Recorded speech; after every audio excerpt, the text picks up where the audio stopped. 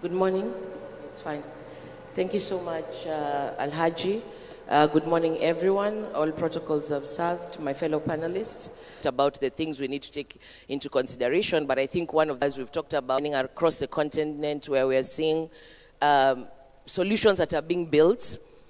We have like Jacaranda that's working in Kenya, that's focused on maternal solutions for women in, I would say, underdeserved areas. We have Fundamates in South Africa working on education, and I think some of these things are deployed even on WhatsApp, solutions that people can easily access information, and all this data is now coming from our continent, but at least allows you to then use the tools that have been deployed, custom make it to your solution.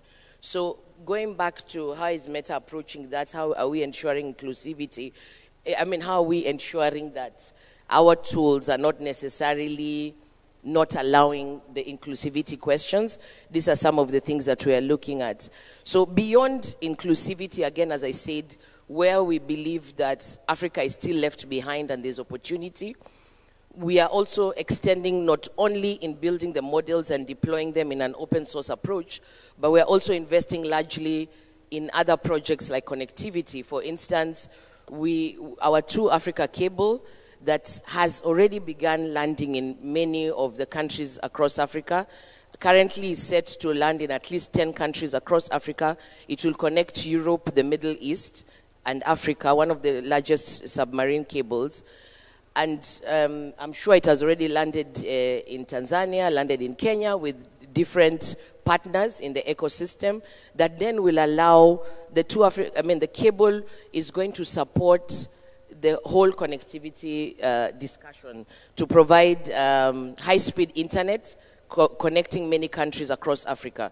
So beyond, like with the African Union, whether it's a Bill and Melinda Gates Foundation, but we're also looking at the question of language, which is another issue. There was a discussion of many of the models that come from outside have been trained ideally with data that not ours. I totally would dispute that to a certain extent, in as much as I'm not a seasoned people who are beginning to write their essays and fighting with their professors who are saying this is AI generated, but because the language is sounding like Nigerians, sounding like Kenyans, some of the people who are part of the training of the data that's used by some of these foreign models.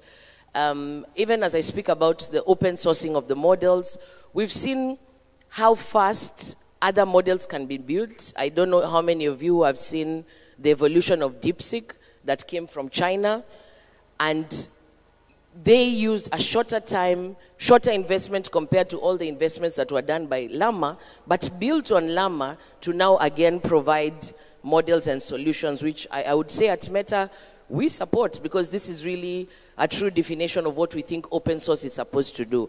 So in a case where we are left behind in terms of those things, how do we then rely or even support the advancement of resources like this, which maybe the global north is ahead of us, has invested, and we can quickly come into those spaces and find ways to answer our challenges or address our issues. So for us, if the question of how we're building for the continent, how we're looking at inclusivity, how we ensuring that the rights of the people are covered and data sovereignty, I think access to some of those advanced language models remain a critical catalyst. And it removes some of those cost barriers that already exist in developing those models.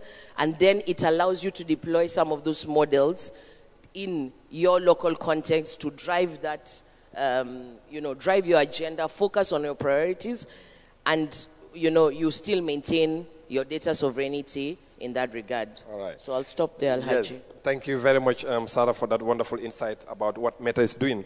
Particularly on the open source, which I strongly believe is going to help to reduce biasness, because when it's open source, you develop your own, you train it, and then it becomes yours. And the connectivity you are doing right now to bridge that gap.